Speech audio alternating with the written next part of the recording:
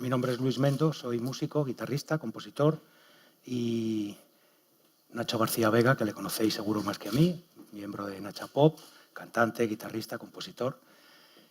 Estamos aquí hoy representando a IE, que es ese sellito pequeñito que veis ahí rojo, entre toda la fila de entidades que colaboran con ICC. Y bueno, es nuestra primera presencia aquí en Orense y en este marco. Y vamos a hablar hoy, no muy extensamente, pero sí vamos a hablar de los derechos de los intérpretes. De los derechos de los intérpretes y particularmente los derechos de los intérpretes en el marco digital. Yo voy a hacer una primera parte explicando un poco qué es esto de AIE y los derechos de los intérpretes, porque aunque llevemos ya 25 años trabajando en ello, todavía somos un poco la parte menos conocida en el sector de la música, lo que tiene que ver con los derechos de los artistas. Y después Nacho va a incidir mucho, sobre todo, en lo que es el título de nuestra charla, la supervivencia del artista en la jungla digital. Cómo están las cosas en el tránsito que hemos hecho, que se ha hecho ya, del mundo analógico, del mundo ese que conocíamos de los discos, las cintas e incluso los CDs, si me apuráis, que aunque no eran analógicos, pero era un modelo parecido, a cómo están las cosas ahora, cómo funcionan en el mundo digital y cómo estamos. Bueno, en primer lugar, AIE es una sociedad de gestión de derechos de propiedad intelectual. Es decir, nosotros gestionamos los derechos que generan los artistas intérpretes cuando sus grabaciones, y fijaos bien lo que digo, sus grabaciones suenan en la radio. Antes que nada, ¿cuántos músicos hay aquí? Gente que se dedique a la música. 1, 2, 3. Tú estás jubilado ya. 1, 2, 2 y medio, vamos a poner. Bueno, entonces... 2 y 3. Vale. ¿Y sabéis algo de ahí, los que sois músicos? Nada, ¿no? Bien, pues entonces hay que empezar por el principio, porque si no lo sabéis vosotros, que sois músicos, me imagino que los demás que no lo son, pues menos todavía. Bueno, AIE gestiona derechos de intérpretes y lo que gestiona son derechos de las grabaciones, exclusivamente, de los soportes. Es decir, cuando un artista, esto hay que dejarlo claro desde el principio, cuando un artista actúa en directo, no genera derecho de intérprete. Sí derecho de autor, como sabéis. Los autores cobran siempre, siempre. Siempre que suena una música de un autor, el autor cobra o tiene que cobrar. En el caso de los intérpretes, solo cuando hay una utilización de sus grabaciones, en cualquier formato, en cualquier soporte, pero hay que utilizar las grabaciones. Entonces, cuando un disco grabado por nosotros suena en la radio, se genera el derecho de intérprete y la radio, en este caso, o una discoteca o lo que sea, tiene que pagar un dinero a los integrantes, a las personas que han participado en esa grabación. Al artista principal, que es el intérprete, y a los demás músicos que participan en la grabación, que son los ejecutantes. Así de fácil. Así de fácil y así de difícil también, porque no siempre, o sea, esto dicho suena sencillo, pero llevarlo a la práctica es muy complicado, por muchas razones. ¿Qué derechos gestiona AIE? Básicamente, para no alargarme mucho y que haya tiempo también para que preguntéis, porque entiendo que hay muchas dudas con esto, que son temas complejos.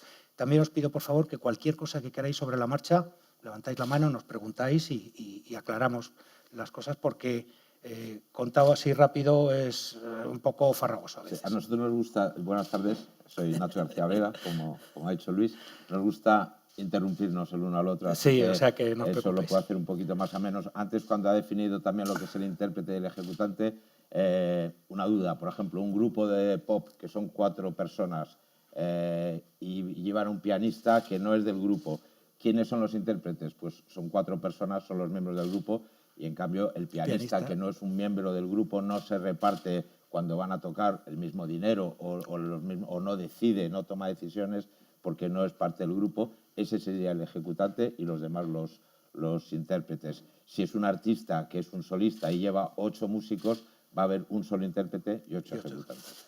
Y en el caso de las orquestas sinfónicas, que es esto mismo llevado al extremo, el intérprete es el director y los ejecutantes son todos los miembros de la orquesta, excepto en los casos en que hay solista, es decir, un concierto para piano y orquesta, el pianista es también intérprete. Bueno, los derechos que gestiona AIE hay 3 grandes ramas. La comunicación pública, que es esto que os contaba, cuando se utiliza una grabación nuestra en cualquier formato de televisión, en la radio, en los discos, evidentemente, etcétera, cuando eso se utiliza de una forma pública, el usuario que está utilizando esa grabación tiene que pagar una cantidad que son las tarifas que AIE propone a los usuarios y que negocia y acuerda. Para que no haya confusión, usuario en la jerga de los derechos de propiedad intelectual es la radio, no el que escucha la radio. No el que escucha la radio, sino el que hace negocio con nuestra música. Las radios, las televisiones, por supuesto, los hoteles, las discotecas. Las discotecas son el cliente perfecto o el usuario perfecto porque basan todo su negocio en la música. Otro ejemplo claro son las radiofórmulas, que viven exclusivamente de la música. Entonces, bueno, pues nosotros gestionamos, AIE gestiona esos derechos que se llama comunicación pública, tanto en fonogramas, es decir, en discos, en grabaciones exclusivamente sonoras, como en grabaciones audiovisuales. Es decir, películas, series de televisión, programas de televisión, porque si os fijáis, en la televisión, si os molestáis en hacer una pequeña encuesta un día, veréis que el 90% o más de los programas tienen música. De una manera o de otra tienen música. Las series y las películas, por supuesto, tienen su música, que son parte de la película. En los programas de entretenimiento, en los magazines, siempre hay unos fondos por ahí. Y luego ya hay otros casos un poco extremos, que son los de por las noches, que hay una música, o se supone que hay una música que no se oye, pero que se cobra. Por lo menos los derechos de autor. Pero bueno, eso es un tema un poco resbaloso que mejor que no entremos en él, porque además no es un problema de derecho de intérprete, sino de derecho de autor, básicamente. Bueno, pues fonogramas y audiovisual. Ojo con el audiovisual porque cada vez más el mundo de la grabación es menos de grabación fonográfica exclusivamente y más de audiovisual. Es decir, casi todos los grupos ahora, cuando graban un disco, además de grabar 10 canciones y tener un CD con 10 canciones, hacen vídeos. Todo el tiempo se hacen vídeos de las canciones. Es raro que un grupo se plantee lanzar un disco sin extras. Y los extras son 3 vídeos de 3 canciones, no sé qué, un vídeo de una actuación en directo. Eso es audiovisual. Pero ahí hay música. Y por tanto los músicos tenemos, y es un soporte, por tanto tenemos unos derechos que también hay que gestionar, que es la comunicación pública, pero en vez de fonogramas, es decir, de grabaciones sonoras, de audiovisuales. Las dos cosas se cobran. Segunda rama de derecho que gestiona AIE, la copia privada. Habéis oído hablar hasta la saciedad del canon digital, aquel famoso que durante 2009-2010 estuvo muy en entredicho, se cuestionó mucho en la prensa, en la radio, etcétera. Se cuestionó por las propias personas que lo tenían que pagar, básicamente, y eso desencadenó una campaña muy fuerte en contra del canon digital, sin tener en cuenta que el canon digital, lo que se llamaba canon digital, que en realidad se llama compensación económica por copia privada. La copia privada se estaba pagando en España desde el año, pagando los fabricantes e importadores y cobrando los derechohabientes, los creadores, desde el año 94. Por tanto, no era algo nuevo que se había inventado, que nos habíamos inventado los artistas para hacernos ricos. Era algo que tenía una justificación, es legislación europea, todos los países de Europa lo han respetado y lo siguen respetando, excepto uno, que es Noruega, que no es de la Unión Europea. Bueno, pero Noruega es un caso muy especial porque es un estado con mucha pasta y pocos habitantes. Tiene mucho petróleo bajo los pies y entonces ahí hubo un acto por parte del gobierno noruego que dijo, bueno, vamos a evaluar cuánto se supondría la copia privada por ciudadano. Y dijeron, son 5 millones de ciudadanos, serían unos 5 millones en la cuantía de la copia privada. Y digo, bueno, pues esto lo paga el Estado, ¿no? Como el que paga unas birras en un bar, y entonces están a cargo de los presupuestos del Estado y más o menos es eso, €1 por persona que tiene que pagar un país a sus artistas, autores, dibujantes, bla, bla, bla, todo lo que se puede recaudar por la copia privada, ¿no? Si no me equivoco, tengo entendido que Inglaterra directamente es delito la copia, con lo cual no existe... No existe, efectivamente. En Inglaterra, todos los demás lo tienen regulado.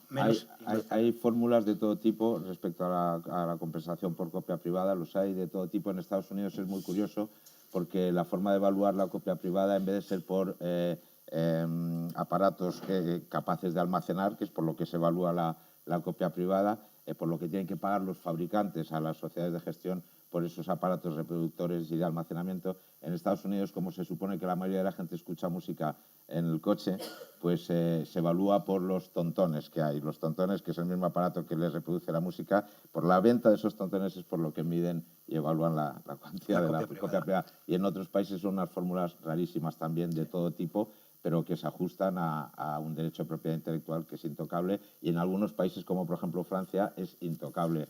Si en Francia, que les gusta tanto salir a la calle y quemar cosas cuando les tocan lo suyo, pues efectivamente la copia privada es algo intocable, porque supone además una cantidad muy importante de lo que se genera para los músicos en Francia. En España la copia privada funcionó razonablemente bien hasta 2011. En 2011 el Gobierno, mediante un decreto, abolió el sistema, no la copia privada en sí, porque no lo podía hacer, pero cambió el sistema y copió el sistema noruego y dijo, bueno, pues, pero claro, en Noruega son 5 millones de habitantes, en España somos 45, pero en España el Gobierno también dijo 5 millones, con lo cual pasamos de una recaudación de 110, que era el montante total, a 5. Bueno, esto fue un descalabro fuerte para todas las sociedades, para nosotros también, pero afortunadamente luego pues la justicia, los diferentes estamentos judiciales han dado la razón a los creadores. El Tribunal de Luxemburgo dictaminó que no era legal ese decreto, que no se ajustaba a la normativa europea, y el Gobierno en 2017 ha rectificado aquel decreto y ha puesto en marcha otra vez el sistema de copia privada, más o menos como estaba, con unas restricciones, porque claro, desde el año 2009-10 al 18, parece que mentira, pero en estos 8 años también han cambiado los soportes y también han cambiado las maneras. En 2008-2009 era muy fácil copiar CDs, todavía se copiaban, ahora nadie copia un CD. Ahora todo el mundo lleva toda la música en el móvil, hago así porque lo tengo aquí, en el móvil, y ese es el sistema básico. Bien. Ahora se vuelve a cobrar la copia privada en España, igual que en el resto de Europa. Bueno, las cantidades han bajado considerablemente, de 110 millones para todas las entidades de gestión se ha pasado a unos 50, 55. Bueno, es algo, por lo menos hemos recuperado unas cantidades que para los artistas eran fundamentales. Eran fundamentales porque sabéis que tal y como está el mundo de la música, con la crisis económica, con la crisis propia que ya traía el mundo de la música, pues hombre, la cantidad de trabajo posible para los músicos ha disminuido mucho. La situación se ha puesto difícil y los derechos de propiedad intelectual, los de autor, los de intérprete, son una parte fundamental de los ingresos de los músicos profesionales en estos momentos. Algo que en los años 90, por ejemplo, 80, 90, eran un complemento de lo que cobrabas por vender discos y por actuar, en estos momentos tiene mucha mayor importancia en el total de los ingresos de un profesional de la música. Por tanto, bueno, es una alegría que nos hemos llevado el año pasado al recuperar la copia privada. Y finalmente, la tercera rama de los derechos que se gestionan en AIE es la puesta a disposición. La puesta a disposición es, digamos, la normativa que rige todo el entorno digital. La puesta a disposición es un equivalente a la comunicación pública en la radio, pero en el mundo digital, es decir, streaming. Cuando una persona entra en cualquiera de las plataformas que hay, pagando o sin pagar, porque en algunas hay que pagar y en otras se puede acceder sin pagar, como Spotify, por ejemplo, pues ahí hay un repertorio casi universal, se puede oír. Entonces, de lo que se trata que es, pues que nosotros, y cuando digo nosotros no me refiero a Nacho y a mí, sino en general a los creadores, tengamos la remuneración justa y equivalente y lógica por la utilización de nuestras grabaciones, de nuestro trabajo al final. ¿Qué más da que una canción nuestra la pongan en la radio tal o en la radio cual, o suene en una plataforma tal o en una plataforma cual?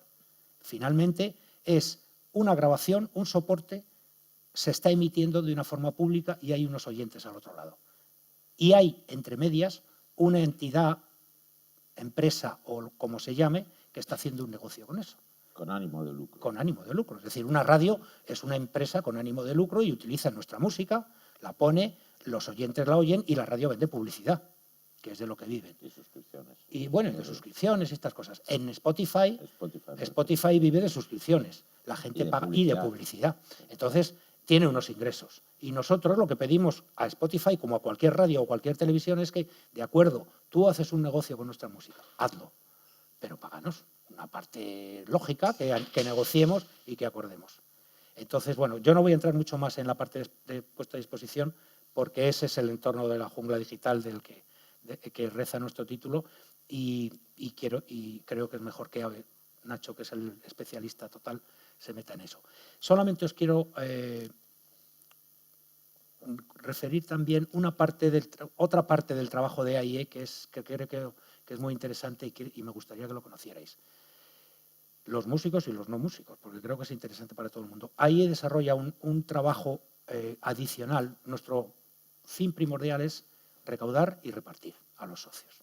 Eso está fuera de duda. Ese es el 99% de nuestra ocupación. Pero hay una parte con unos fondos que no se reparten, que se quedan en la sociedad y que administra el Consejo de Administración, para dedicarlo a una serie de actividades complementarias, si queréis llamarlo así, destinadas básicamente a ayudar a los socios, a los futuros socios y a los socios que están trabajando, que están haciendo cosas, que tienen proyectos, que tienen ideas, etc. Entonces, para resumirlo mucho, hay 3 importantes ramas de esta actividad, que son la rama asistencial, que son ayudas a los socios, porque el mundo, ya os lo decía antes, el mundo de la música está muy deprimido en estos momentos, el sector musical. Parece que este año y el año pasado empieza a remontar un poco, y me refiero al sector de la música en directo. Por supuesto, el de la grabación está muy destruido, porque ya no hay un entramado discográfico como el que había antes, ya no se graban discos constantemente, ya no hay esa figura que era el músico de sesión, que era un músico que se dedicaba, que vivía de grabar discos, con unos y con otros. Eran gente muy buena, muy rápida y con mucha creatividad, y eran los que estaban en el estudio todo el día grabando los discos de la gente. Eso prácticamente ha desaparecido. Ahora los grupos y los artistas se graban los discos en su casa, de una manera o de otra, y es muy raro una grabación con un presupuesto alto, con 7 músicos contratados, con un arreglista. Eso ya casi ha desaparecido. Entonces, ¿qué pasa? Pues que los músicos están muy deprimidos, la profesión está muy deprimida y hay que ayudar en la medida en que se puede. Desde ahí ayudamos con ayudas económicas directas, con ayudas de orientación, de reorientación y de reinserción social, con trabajadores sociales que trabajan para AIE, ayudando a los compañeros que están en situaciones difíciles, no solo con dinero, sino a buscar otra manera de sobrevivir, otra manera de organizarse. Y también ayudando a los colectivos que se han creado últimamente para ayudar o colaborar en la gestión del trabajo de los músicos. Se han creado varias cooperativas que se ocupan de la facturación y, sobre todo, y por encima de todo, de las altas y bajas a la seguridad social, que es un tema bastante controvertido también en el mundo de la música. Habitualmente los músicos no cotizan en la seguridad social. Entonces, ese es el problema que nos encontramos luego cuando los músicos son mayores, que no tienen trabajo, están enfermos y además no tienen ningún tipo de protección social, porque como no han cotizado, pues no tienen ninguna pensión, ni posibilidades. Tienen la asistencia médica universal que hay en España, pero poco más. Bueno, pues procuramos que las cooperativas funcionen a tope. Ahora hay 3, una en Cataluña, otra en Madrid y otra en Sevilla, y hay un proyecto de crear una aquí en Galicia para toda la cantidad de músicos gallegos, para facilitar a los compañeros, sobre todo, facturación y, por encima de todo, seguridad social. En AIE, en los programas que la propia sociedad gestiona, hemos puesto ya como norma obligatoria el que todos los conciertos los músicos coticen a la seguridad social, porque es la única manera de que esos músicos, cuando tengan 60 años, puedan tener por lo menos una mínima jubilación, una protección, en fin, la que tiene cualquier trabajador en España que trabaja y cuando se jubila pues tiene una pensión. En el caso de la música, lamentablemente, no es así. Bien, hay otras ramas de actividad de este Fondo Asistencial y Cultural que se gestiona con este dinero que no se reparte, que es una rama de formación, becas, ayudas, cursos para los socios, para reciclarles en materias, por ejemplo, como Internet, cómo utilizar todos los recursos de la red para promocionar nuestros trabajos, para darles salida, para venderlos, etc. Y finalmente hay una serie de programas que la propia sociedad ha creado, están basados en el nombre Ahí en Ruta. Es Ahí en Ruta, tú lo conoces, Juan, para pop, rock, Ahí en Ruta para clásicos, para flamenco, para jazz. E incluso hay una ahí en ruta internacional que se llama Latino, porque hacemos un intercambio con algunas sociedades de Latinoamérica que tienen actividades parecidas a las nuestras. E intercambiamos artistas y grupos de aquí y de allí. Como veis, es muchísimo lo que se hace. Bueno, y finalmente en colaboraciones internacionales, porque hay una apuesta clara por la internacionalización de nuestra música, pues trabajamos en una plataforma que se llama Sounds from Spain, que ha creado el Ministerio de Exteriores, de Comercio y el Ministerio de Comercio, perdón, y en la cual intervienen el Ministerio de Cultura también, SGAE, AIE y las entidades que representan a la industria discográfica y a los managers. ARTE, que es la Asociación de Managers, y ProMusicae, que es la Asociación de la Industria Discográfica. Ahí está presente, se crea un fondo entre todas las entidades, unos fondos para ayudar a los grupos españoles a que vayan fuera de España, a asegurar presencias de grupos en los grandes festivales como el WOMEX, South by Southwest en Estados Unidos, el Pulsar en Chile, etc. Bueno, esto es una especie de foto medio borrosa, porque lo he dicho muy deprisa, de todo o de parte de las actividades de AIE, pero creo que es bueno que nos centremos en el sector de Internet y de la parte digital, que es el futuro. Bueno, el futuro no, el presente, pero sobre todo que es el futuro. Es decir, yo lo que no creo es que vayamos, por muchos discos de vinilo que se vendan ahora, no vamos a volver a los tiempos del vinilo. Se venderán, y estará muy bien que se vendan, pero yo creo que todo pasa ahora mismo por esto, por Internet y por todo lo que se cuece ahí. Y ahí es donde tenemos, digamos, nuestra lucha por los derechos y por seguir avanzando. Nacho nos lo cuenta. Sí. Lo que me voy a intentar hacer es una especie de fotografía aérea de cuál es la situación un poco de la industria discográfica, del mercado de la música en general en todo el mundo, en España también en particular, y ver un poquito la evolución. No vamos a rebobinar mucho, los que tenemos ya más años sabemos de dónde venimos, todos sabemos dónde estamos, y voy a intentar esbozar un poquito hacia dónde vamos también, que es importante.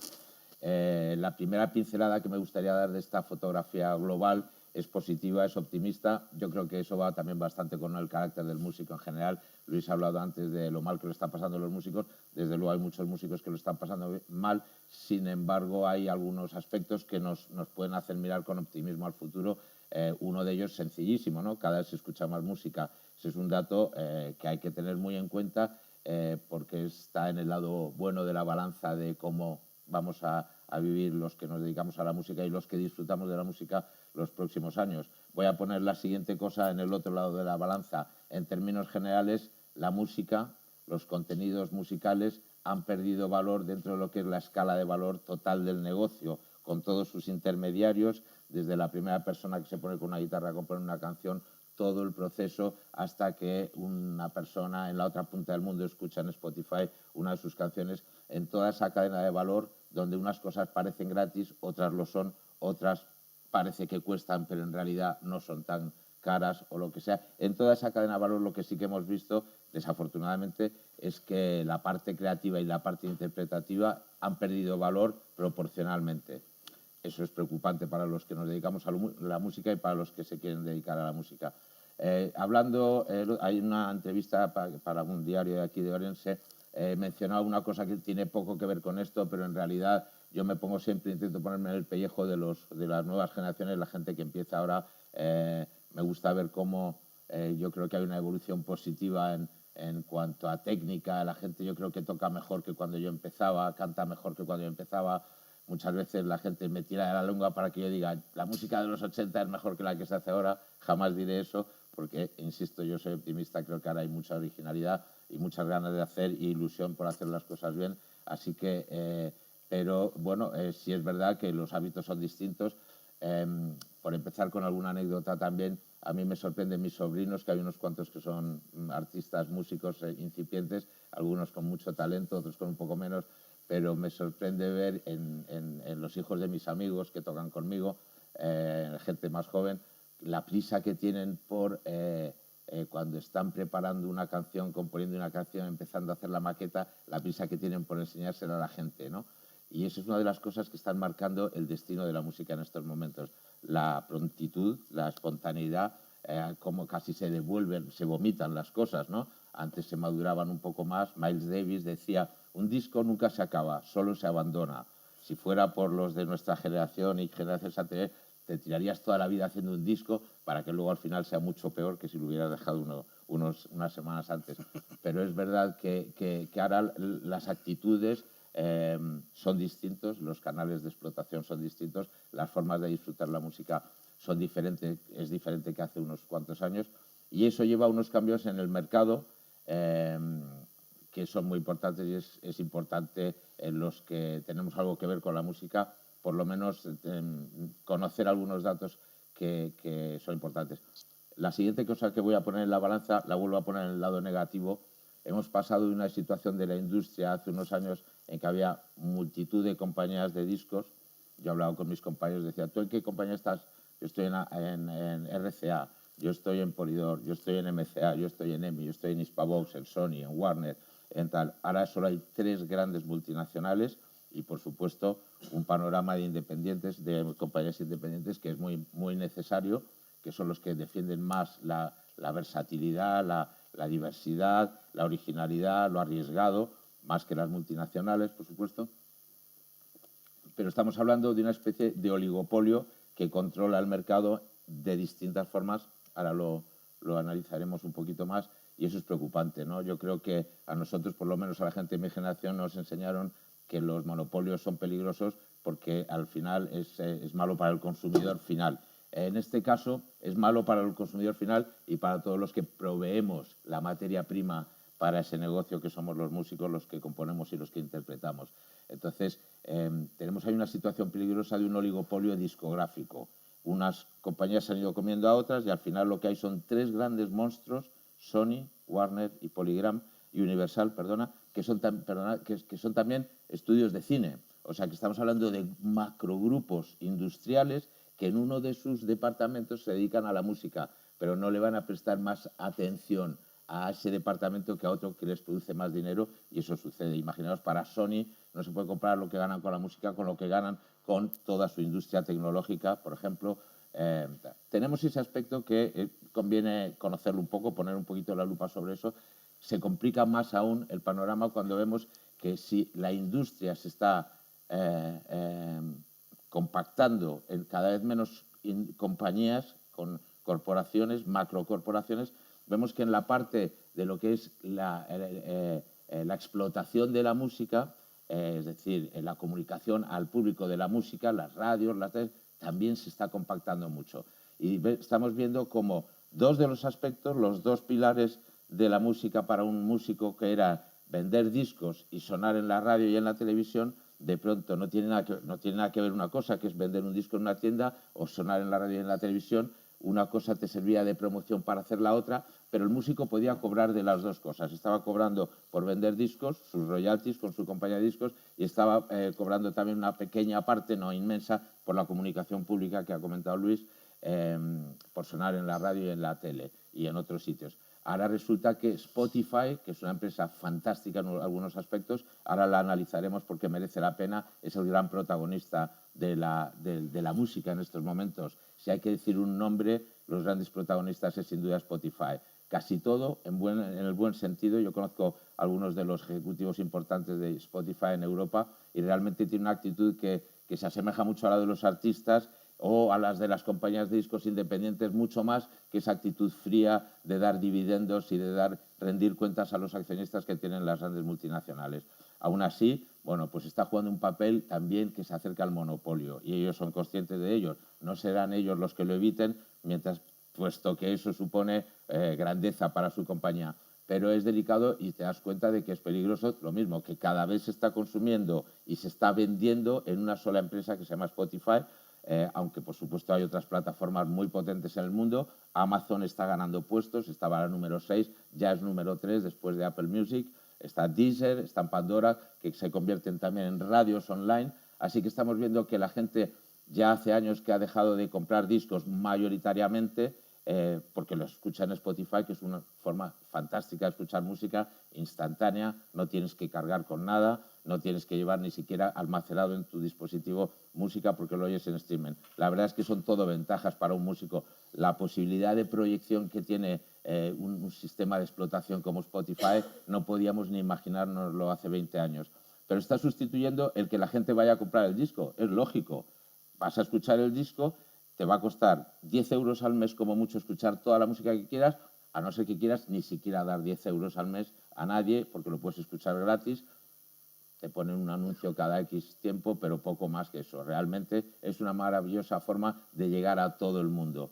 Pero estás sustituyendo las dos cosas. Estás sustituyendo el que la gente vaya a comprar discos y estás sustituyendo el que la gente escuche la radio. O sea que son las dos fuentes principales, quitando el directo, las actuaciones en directo, para que un artista que graba discos gane dinero, se está monopolizando en una sola empresa. Todas estas empresas tienen una vocación monopolista gigante. Eso es un dato que conviene saber, porque todo eso condiciona esa pérdida de valor en la escala de valor de la música. Tiene mucho que ver con todo eso. Nos hemos dado cuenta de que la tecnología tan necesaria para todas estas nuevas formas de consumo, pues se está quedando con parte del dinero que era antes de la parte creativa. Yo os podría más o menos así un diagrama que salió en Le Monde, en el diario francés Le Monde, hace 2 años y medio. Ahora las cifras habrán cambiado muy ligeramente, pero era muy explícito, ¿no? Si consideramos que una suscripción a Spotify vale 9,99, digamos 10 euros, de esos 10 euros, 2 van al Estado, son impuestos, me parece razonable, depende de lo que haga el Estado con esos 2 euros.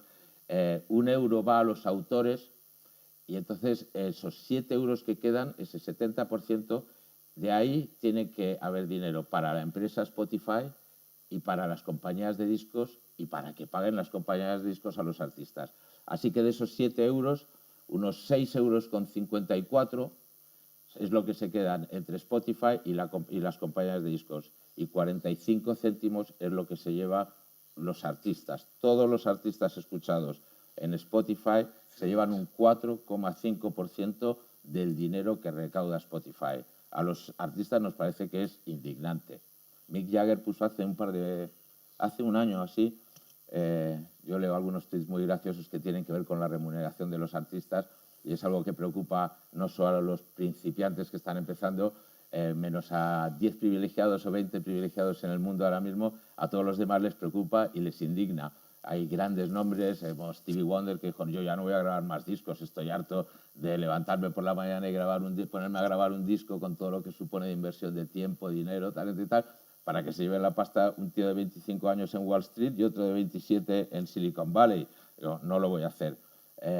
Y bueno, Mick Jagger puso el otro día también un tweet muy gracioso que decía, me acaba de llegar la liquidación, lo que me declara Universal por la venta de los discos de los Rolling Stones. No es Nacha Pop, son los Rolling Stones, que es un grupo potente. Dice, y estaba merendando y entonces lo vi y me entró la risa y me atraganté y casi me muero. O sea, la metáfora es divertida. O sea, me declaran tan poco dinero que casi me muero, ¿no? Porque me pilló comiendo y me atraganté. Jeff Barrow, un artista anglosajón muy importante en los últimos años, también en Twitter puso un dato que a mí me llamó la atención. Dice, al final, echando cuentas, por cada 20.000 personas que han escuchado mi single, a mí me ha llegado 1 libra. Y yo me imaginaba la imagen, ¿no?, de un estadio, el mini estadio del Barça, que caben 20.000 personas, todo el mundo haciendo clic y escuchando el último single de este hombre, y al final él, por esos 20.000 escuchas, está cobrando 1 libra. Es sorprendente, ¿no? Realmente, como él llevaba 30 millones de escuchas, pues la cifra era un poco más grande, pero echando el cálculo, digamos que haya habido una pérdida de valor de lo que suponía para un artista en inversión de tiempo, talento, etcétera, grabar un disco. Ahora es muy, muy difícil recuperarlo. Esta pérdida de valor se debe a varios escalones donde hay un hachazo, que al final el último escalón, que es donde está el artista, pues es el que se ha comido todos los hachazos. Tiene hachazos por todos los lados. El más importante, que llamamos el value gap, la brecha de valor, es lo que practica YouTube y la empresa Google, ¿no? Que en ese sentido está toda la industria, incluidos los artistas, los autores y todos los eurodiputados, en esta nueva ley que se está redactando ahora mismo en Europa, de acuerdo, pero hay que combatirlo, ¿no? es lo que se llama jurídicamente un puerto seguro. Es como funciona YouTube.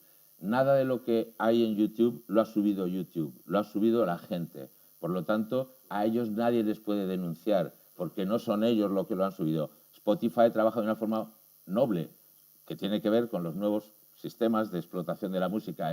Yo pago una pasta a las compañías de discos por todo su repertorio y una vez que lo tengo, se lo pongo a la gente. Algunos me pagan una suscripción y otros no me pagan, pero les pongo publicidad. Y ahí está su negocio.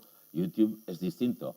La publicidad sigue entrando, pero ellos no pagan derechos porque no lo han subido ellos. Lo que sí que puede llegar es una compañía de discos y decirle, oye, esta canción de Deep Purple, esto es nuestro. Y entonces YouTube dice, vale, lo quito. ¿Te interesa que lo quite? No le interesa a una compañía de discos que quiten su música. Lo que sí que les interesa es que les paguen.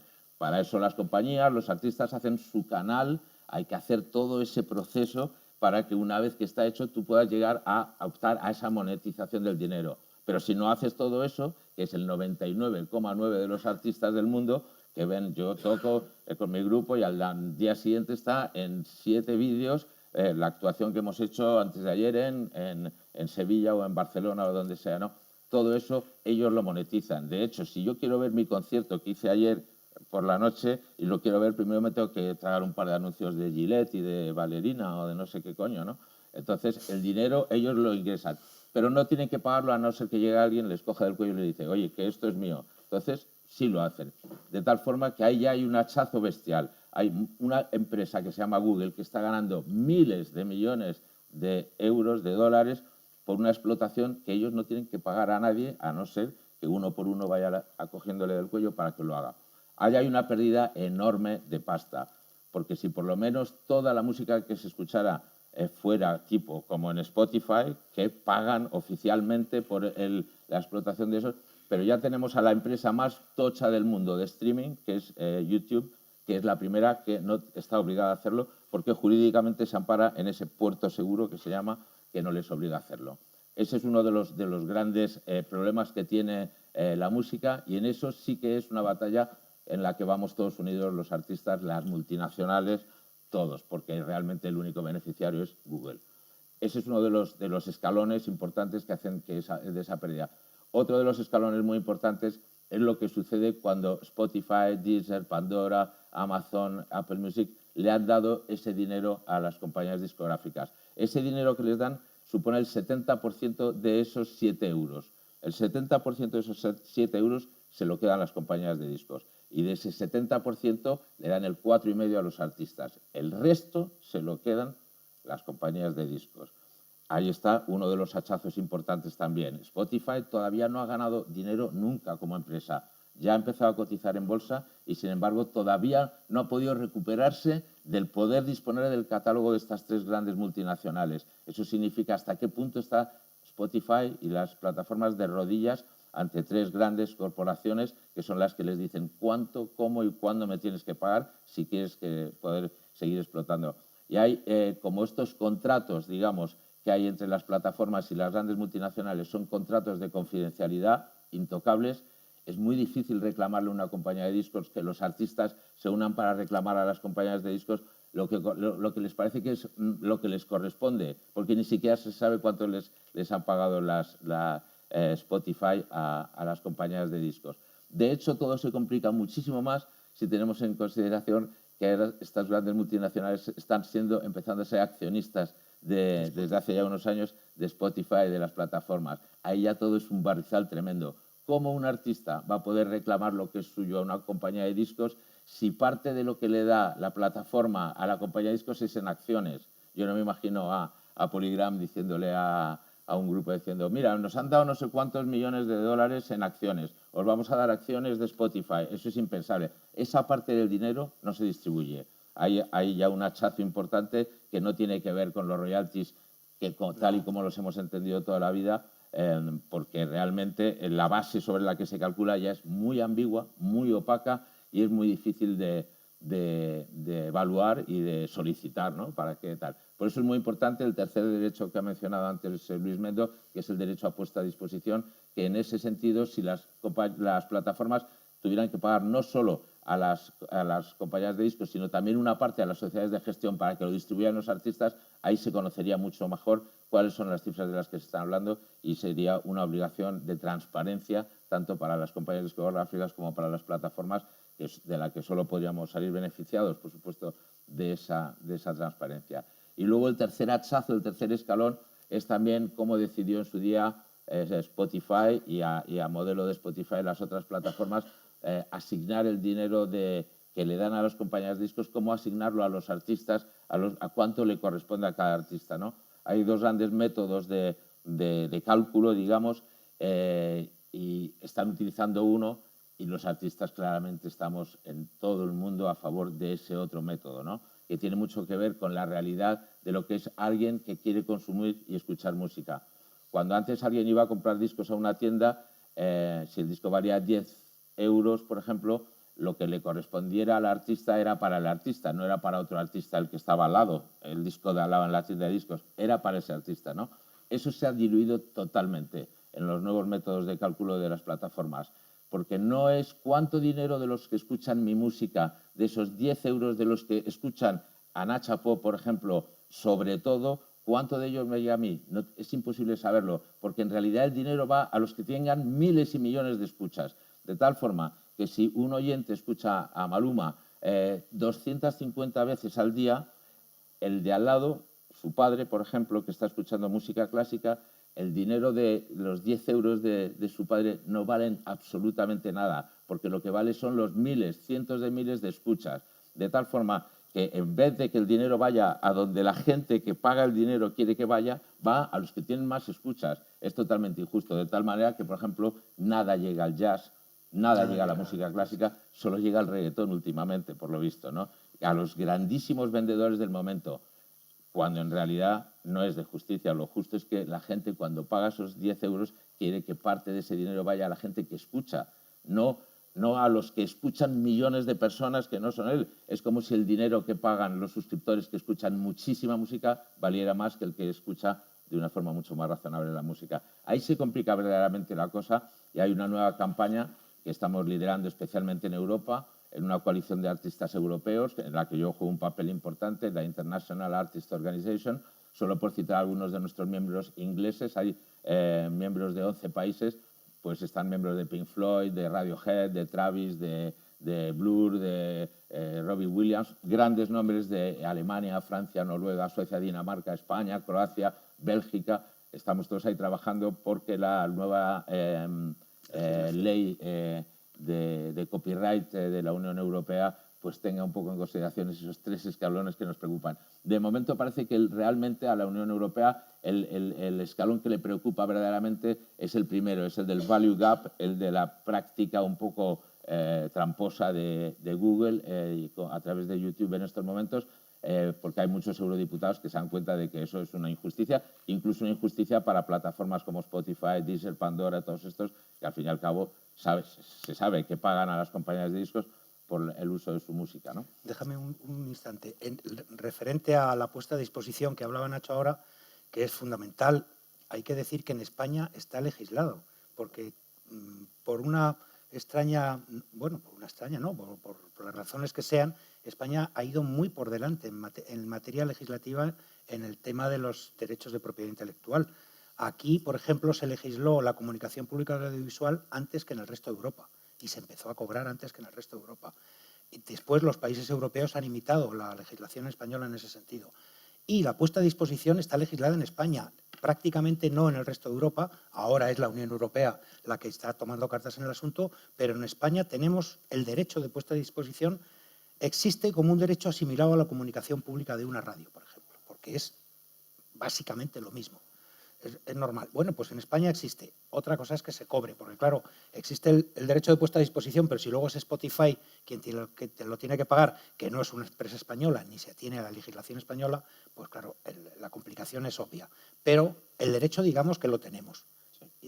Sí, has mencionado algo que es verdaderamente importante, ¿no? la internacionalización del consumo de la música, que condiciona también en algunos aspectos de forma positiva, en otras de forma negativa, hace que sea difícil a veces calcular cuando se ven afectados 4 territorios, 5 territorios. Es una canción compuesta en España que canta un artista francés, pero lo escucha una persona en China a través de una plataforma japonesa que tiene su central en Nueva York. Es de chiste, pero realmente funciona un poco así, ¿no? Eso es una pérdida de dinero que cuando le llega, otra vez da la vuelta para que le llegue al que compuso la canción y al que la interpretó, pues realmente es difícil de hacer un seguimiento solo de eso.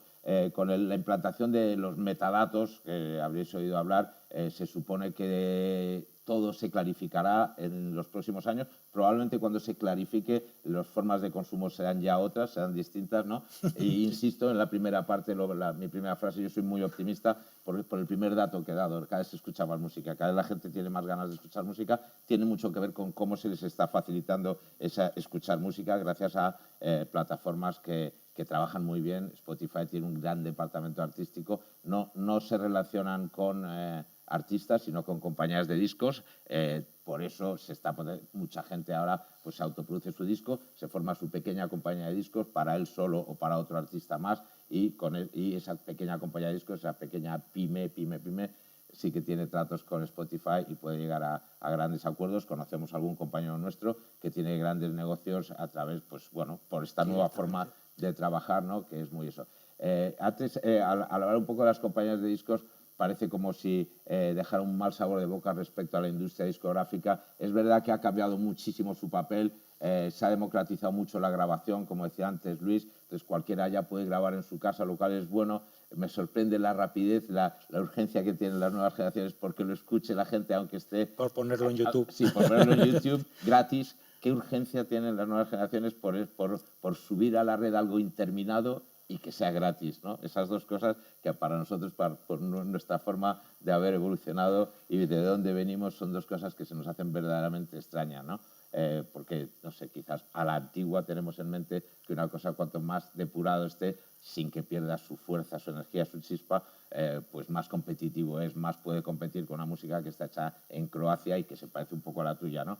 Hay que añadir un poco de entusiasmo y un poquito de acabado. Por eso está muy bien pensar que tú en tu casa te puedes grabar todo, pero si tienes la posibilidad, como es mi caso, como es el caso de Luis, de contar con profesionales, con ingenieros de sonido, también ayuda, ¿no? Así que las compañías de discos que de alguna forma tenían esa función primordial de captación de nuevos talentos, ya no lo hacen las compañías de discos, no necesitan hacerlo porque las redes sociales son la incubadora perfecta. La gente que empieza, cuando le echa el ojo una multinacional, ya llevan una trayectoria que se han currado ellos de captación de seguidores y de likes y de gente que escucha tu música por sus santos cojones, ¿no? O sea, por el esfuerzo que le han puesto a través de las redes sociales y de las herramientas que hay por llegar a la gente. Entonces, esa parte que era fundamental en las compañías de discos realmente la están haciendo de una forma muy distinta y no necesitan esos departamentos de cazatalentos que tenían antes, sino gente que esté verdaderamente informada y que tenga, bueno, pues que hagan un rastreo bueno de las redes sociales y de las plataformas donde se presentan nuevos talentos. Así que esa parte no la hacen tanto y ahí yo quiero animar mucho a la gente que empieza, que hace ese esfuerzo bestial que antes no había que hacer porque se hacían otras cosas, que es la gente que tiene con ilusión, que lanza sus cosas al mercado, se pueden llevar sorpresas tremendas y viendo cómo de pronto gente en Dinamarca, que no sabe ni pronunciar su nombre, están escuchando su música y en el futuro esperemos que ese consumo llegue de forma transparente y se traduzca en dinero, porque si no al final el único dinero que va a haber para los músicos va a ser el de la interpretación en directo, que está muy bien, que es una parte que a los que nos dedicamos a esto es casi la que más nos excita, pero es un poco injusto pues que se reduzca a esto cuando tú estás haciendo también otro trabajo del que unas empresas gigantes se benefician de una forma que es incalculable, ¿no? Bueno, sí es calculable, pero son confidenciales esas cifras, ¿no? Sí. Y bueno, ese es el panorama un poco que yo os quería dar. Cualquier pregunta puntual o global. Adelante. Me gustaría contaros otras cosas, pero realmente no hay tiempo. No nos da tiempo. No, Aparte por donde se da mucho dinero, que es en esas grandes ampliaciones de capital o las plusvalías cuando venden estas empresas. Sí, Por ejemplo, MySpace se forró cuando se vendió, pero cuando se vendió no le dio la parte que le correspondía a No, los artistas ni que habían Napster hecho cuando esa la compró empresa. EMI tampoco Porque, le dio. fundamentalmente porque están basados en contratos de confidencialidad. O sea, en el contrato está incluida verdaderamente la trampa, ¿no? Y es que no se entiende nadie qué es lo que pone en el contrato. Digamos ¿no? que la transferencia de valor es que no Es muy existe grande. No en existe. este caso. Y el valor de la parte creativa, pues dentro de lo que es toda la escala de valor, toda la cadena de valor, pues ha perdido proporcionalmente. Sí, sin parte embargo, de su ahora el valor. mundo digital nos vende que tanto el Big Data como el blockchain, por muchas vueltas que tú estés dando a China, Nueva York, Venezuela, lo que quieras, el rastro digital es el rastro digital. Sí, pero Sí que es medible que lo escuchaste 3 veces en Indochina. Sí, pero No, claro. En el último disco que sacamos nosotros en 2017, la compañía discográfica es nuestra, la que tiene la relación con las plataformas es la compañía discográfica, y tenemos una información al segundo de quién está escuchando en qué sitio del mundo. Eso es fantástico, ¿no? A los artistas, a la gran porcentaje de artistas, eso no les ha llegado porque solamente puede pasar a través de una compañía discográfica. Y si se trata de una multinacional, ahí ya es absolutamente imposible. A lo mejor en un independiente eres colega del tío de la compañía Y te discográfica y deja te entrar a enseñan ver. los papeles. Sí, claro. Pero no es fácil que una multinacional comparta los datos que tiene que compartir. De hecho, hace un par de años, en un juicio en Nueva York, con abogados me parece que era de Universal, llegado el momento del debate, el juez le preguntó al abogado de Universal, le dijo, entonces ustedes no tienen por contrato la obligación de cuidar los aspectos económicos de sus artistas. Y el abogado de Universal se vio obligado a decir, no, nosotros solamente tenemos obligación de darle detalles y de rendir cuentas a nuestros accionistas. Y el juez dijo, es bueno saberlo, ¿no? Porque en los contratos discográficos parece como que hay cláusulas que suenan, que parecen, que tienen que ver, como sí que sucedía hace Antes. 20 o 30 años, cuidar los intereses económicos del artista, porque es mi artista. Esto quiere decir que si firmo contratos con terceros, yo voy a intentar que mi artista salga ganando de ese contrato que a mí me beneficia, ¿no? De alguna forma, ética y moralmente, antes estaban obligados, ahora en absoluto. Y llegado hay el que momento, pensar, el juez lo pidió en que se expresase Explícitamente, verdaderamente claro. en términos, con palabras muy concretas, ¿no? Y el juez dijo, está bien que lo confiesen, pero es bueno que la gente lo sepa. Hay que pensar que en todo este tinglao que es la música, el mundo de la música, el sector de la música, el negocio de la música, lo único que no puede faltar es la música. Y la música la hacen los músicos. Es decir, que en la parte que en estos momentos es la más desfavorecida en la cadena, en toda la cadena de producción de la música, son los creadores, compositores e intérpretes. Y sin embargo, son los únicos sin los cuales no funciona nada. Es el único eslabón de la cadena que ha perdido parte de su valor. Ha perdido mucho de su valor. Bueno, gran parte de su valor, que es la materia prima. Es una situación Claro, pero un poco perversa, un poco curiosa, y que nos lleva a un tema que no da tiempo de hablar, ¿no? Es hasta qué punto las multinacionales y las plataformas están invirtiendo en I+D, en investigación y desarrollo, para que sean algoritmos los que hacen la música y Sí. los que la tocan. Sí. Pero bueno, Ya habréis leído por ahí algunas cosas que se están inventando, programas de ordenador. Eso sabemos que existe desde hace tiempo, Sí, pero están bueno. apostando fuerte por eso, pues como cuando en los años 50 decía alguien, pues se puede hacer una película de animación y así no tengo que pagar actores. Sí, pues, pues lo más o mismo. menos lo mismo, ¿no? Vamos a hacer que sean las máquinas las que hagan las canciones y así no tenemos que Y pagar. así, pero también bueno, parece como si fuéramos eso una nos escoria asusta, ¿no? nosotros. No hay más que escuchar a los grandes artistas para darte cuenta de que eso no nos debe Eso no asustar. preocupa. Pero sí es verdad que es un poco... Yo no soy un personaje pesimista tampoco. Yo creo que las cosas se arreglan y se resuelven y se van a resolver. Y hay un trabajo muy grande en el que ahí está metida como todos los demás y se está haciendo.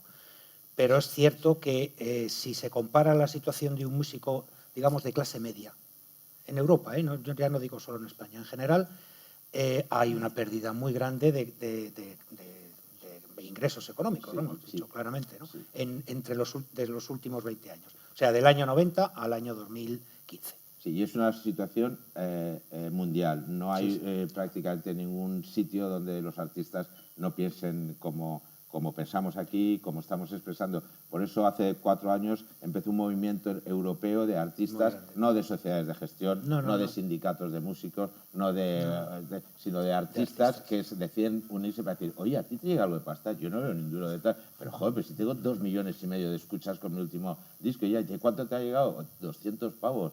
¿Cómo es posible? Por 2 millones de personas que han escuchado tu canción. Claro, 2 millones de personas escuchando en Spotify son unos cuantos discos menos vendidos, por fuerza. Obviamente. Y el sistema es muy bueno, muy cómodo, muy instantáneo, muy espontáneo, pero no está bien hecha la transición en cuanto a lo que vale el contenido dentro de todo el negocio de Internet, ¿no? Eso es por lo que estamos trabajando muchos artistas en Europa y en el mundo. Y haciéndolo a veces de forma atrevida y de forma osada incluso. Yo recuerdo hace un año así tuvimos una reunión con el vicepresidente de la Comisión Europea, Andrus Ansip, lituano de Lituania, que estaban en la presidencia en ese momento, el vicepresidente Andrus Ansip, y fuimos varios artistas a hablar con él ahí en Bruselas, y repitió muchas veces una cosa que a mí me llamó la atención. La Unión Europea está más preocupada por hacer que el mercado europeo, el pastel, como él le llamó muchas veces en la conversación, el pastel crezca para competir con el pastel asiático y el pastel norteamericano. Y nosotros estábamos allá para hablar del reparto del pastel, ¿no? Pero él seguía insistiendo en que hacer crecer el pastel. Entonces, claro, si el reparto, si a ti no te toca nada, el que crezca el pastel te puede interesar, pero realmente no es donde quieres que te hierva la sangre a la hora de negociar y hablar, sino que el reparto sea un poquito más equitativo y todos juntos hagamos que el pastel sea más grande. Bueno, repitió tantas veces lo de hacer el pastel que cuando nos fuimos yo le dije que me iba a la cocina a cocinar el pastel, ¿no? Creo que me cogió la matrícula. Pero no lo sé. Bueno, más alguna aclaración. Seguro que las tenéis y nadie se atreve a dar la primera. Hola, buenas tardes, soy Daniel. Vamos a ver. Matizando, es que tengo que volver un poco atrás para coger el hilo otra vez. Hablasteis de la democratización de la cultura y del acceso de cualquiera a lo que es la industria musical. No, creo que se ha perdido el derecho a grabar un disco. No es como antes, que para que una discográfica te hiciera un poquito de caso tendrías que ser... Y más que un estudio te permitiera grabar, aparte del dinero, tendrías que ser alguien o tocar de una manera bestial, no como cualquiera. El caso es, hoy cualquier pirado puede coger un ordenador y se hace una canción inacabada completamente, sin formación, sin nada, porque bueno, ya no nos vamos a meter en la calidad de la música actual, eso no tiene nada que ver. Entonces, aquí en Orense, que es un sitio pequeño, donde hay mucho artista, casualmente, hay mucha gente que, claro, que todavía vende la idea, que yo creo que eso es una cosa que traiciona mucho lo que vosotros defendéis, que es redes sociales y todo esto. Yo vendo que mis canciones son la caña, porque lo son, por supuesto. Claro, es pretencioso desde el principio, pero el caso es, vendo mis canciones y además me vendo a mí y vendo la imagen de que soy un músico de verdad, como tú, que vienes muy de atrás y me creo en una categoría superior que no es. Entonces eso traiciona todo lo que vosotros defendisteis desde un principio. Eso hace que la música baje, se devalúe muchísimo. Y mi pregunta es, toda esta gente va a los conciertos y dice, quiero cobrar como cobras tú. Y yo no soy tú, claro. Entonces, querría saber si vosotros, desde esta fundación que estáis defendiendo, también os vais a proponer ayudar de esa manera a los artistas más indies, más noveles, que de verdad, aunque no estemos aún, porque pienso cogerte, aún en la altura, vamos, en el caché, al caché, si podríais, no sé, ayudar en el tema social. Ya no pagar, porque tú no puedes pedirle a un bar que te pague el sueldo que te puede pagar un jefe por 8 horas al día, ¿no? Es así. Sí. Y quería informarme cómo veis el futuro en ese sentido. ¿Creéis que va a haber ayudas, que podéis hacer algo? No sé. Un pequeño, ahora contestas tú, Luis. Sí. Cuando he mencionado antes lo de la democratización, me refería sobre todo a la grabación. A la grabación. Exacto, el hecho de que cualquiera puede en su casa, afortunadamente, creo que eso es una noticia buenísima, ¿no? Cualquiera puede, eso no quiere decir que eso no va a hacer que baje el talento, la cantidad de talento. Al revés, va a facilitar que gente con talento tenga acceso fácil a grabar sus cosas, ¿no? Lo que sucede después ya es otra cosa muy distinta, ¿no? Lo que mencionábamos antes, que una vez que tú ya has grabado 3 notas de cualquier manera, tú te lo crees y eso es precioso y además fundamental que el artista se lo crea, porque si no, no hay nada de nada. pero bueno, luego hacérselo creer a la gente, eso ya es otra cosa. Algunos lo consiguen, sorprendentemente, y otros que son increíblemente buenos no llegan a nadie. También sorprendentemente, pero es un poco, estamos hablando de algo que tiene que ver con los gustos, y los gustos hay muchos refranes sobre ellos.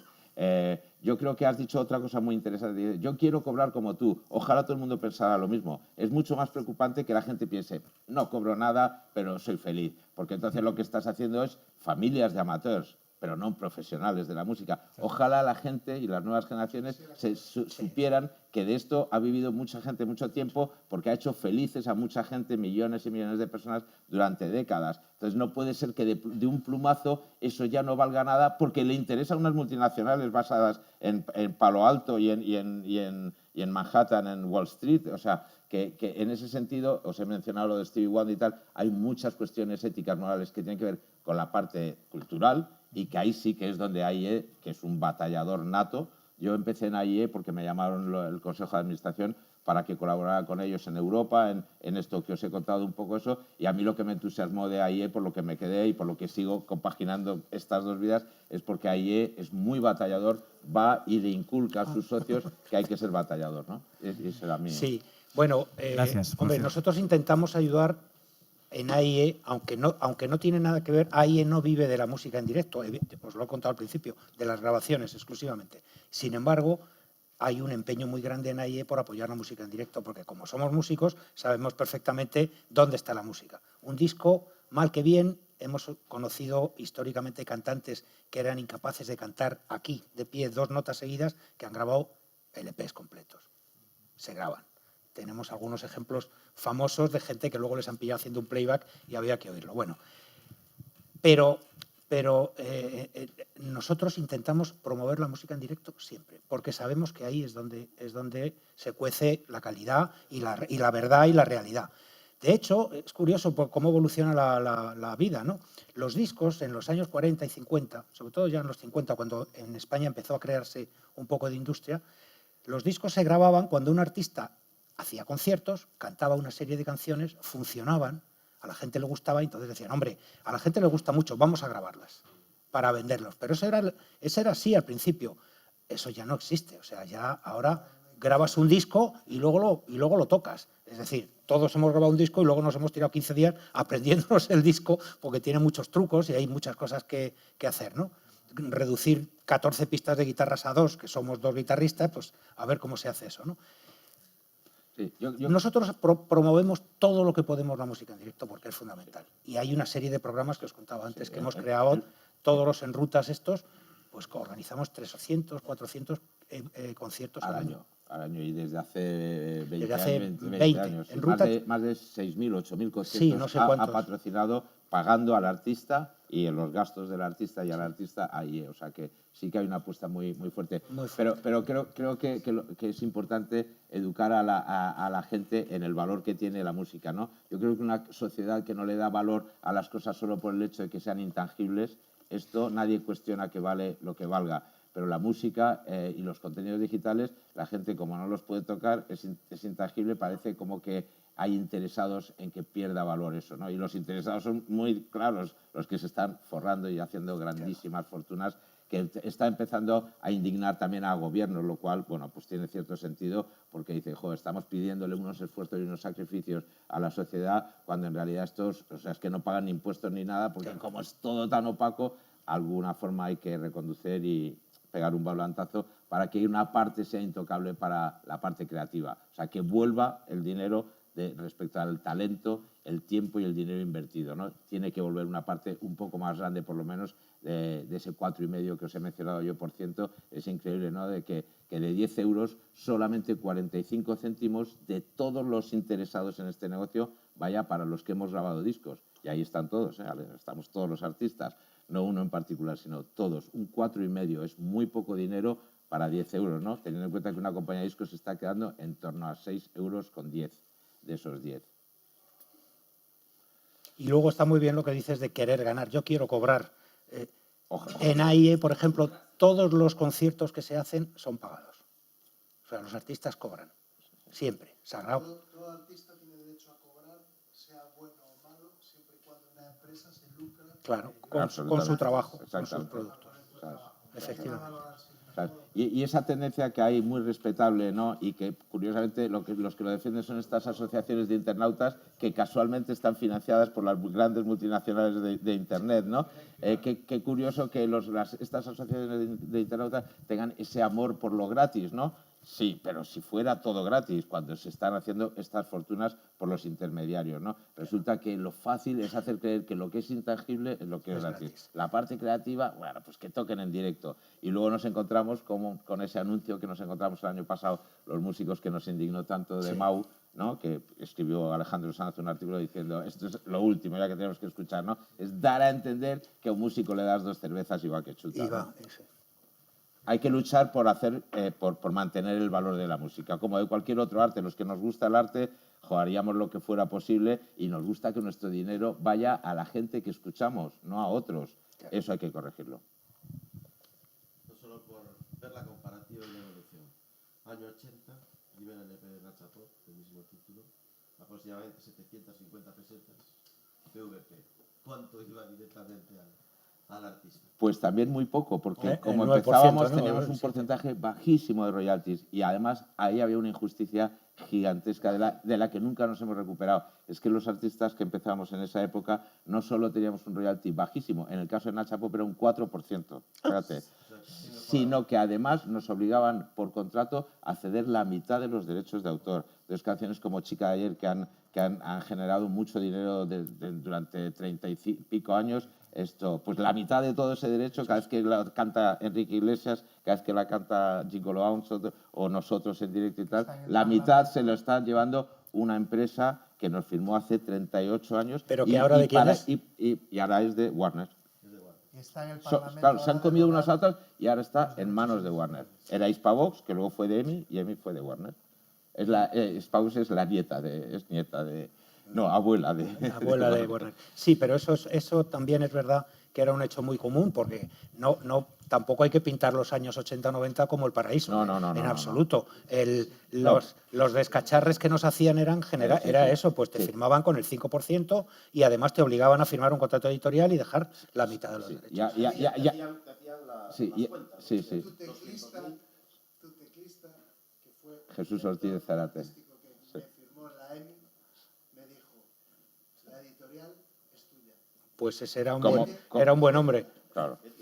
Pues ese era un buen hombre, es verdad. Sí. Porque normalmente no es así. Es muy buen tío, sí. No, y ahora una de las prácticas de las multinacionales que a mí me parece una violación del músico es lo que llaman contratos de 360 grados. Eso no existía cuando nosotros empezábamos, porque eso ya me parece que te leen por todos los lados, leches por todos los lados. Los contratos 360 grados se quedan con una parte de todo lo que genere el artista. Ellos solo tienen que ver con el disco que has grabado, pero la compañía por contrato se queda parte de tus derechos de autor, parte del directo, que eso es una novedad de la última década que a mí me parece terrible, ¿no? Que un artista que está empezando y de pronto empieza a tener un poco de éxito y lo poco que pueda ganar en directo le tenga que dar un 20% a una compañía de discos que es una multinacional. Que además no hace nada por el Es terrible, o sea, es una cosa que hace unos años la verdad es que nos hubiera parecido tan inaceptable que nadie lo hubiera aceptado, pero ahora como tienen ese poder lo están imponiendo y los chavales, me contaba un artista portugués el año pasado que es una pena, porque yo decía, es que cómo regalan las nuevas generaciones la música, les encanta regalar su trabajo, ¿no?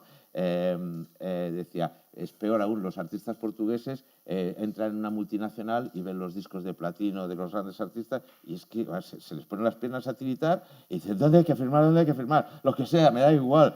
Haciendo una caricatura, ¿no? Era un poco, pero es significativo. Hay gente que tiene tantas ganas de formar parte de una industria que aunque sea gratis, están dispuestos a hacerlo. Y es un pecado. Gratis, totalmente gratis, quiero decir, a cambio de nada, aunque eso genere $100.000 o 1 millón o 10 millones o 20 millones. Cuando un artista genera tanto dinero, entonces sí que se sienta la compañía a hablar con él y le ofrece el oro y el moro por renovar. Pero ese pecado lo hemos cometido todos al empezar y es bastante normal porque uno lo que ambiciona es ver un cartel con su nombre allí en la calle anunciando un concierto. Sí, pero no a cambio de nada. Eso Claro, no, pero también es cierto que hay un aprovechamiento de ese sentimiento, de ese impulso. Hay una especie de que se aprovechan de los jóvenes, ¿no? Así que ojalá que esto que os hemos contado a los que empezáis o estáis trajinando en ello os sirva Me han avisado ya que tenemos que terminar, así que muchísimas gracias. Espero que os sea útil y hasta otra. Gracias.